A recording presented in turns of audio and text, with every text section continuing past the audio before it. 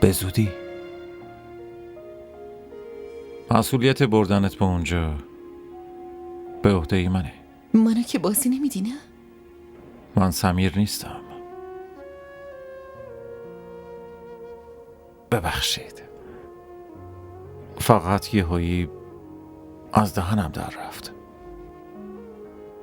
به نظرم ظفر اونطوری ما رو توی ایستگاه دید اتفاقی نبود. حس میکنم نقشه کسی بوده باشه. خب مثلا کار کی میتونه باشه؟ دارم به همینش فکر میکنم که میتونه کاری کی باشه.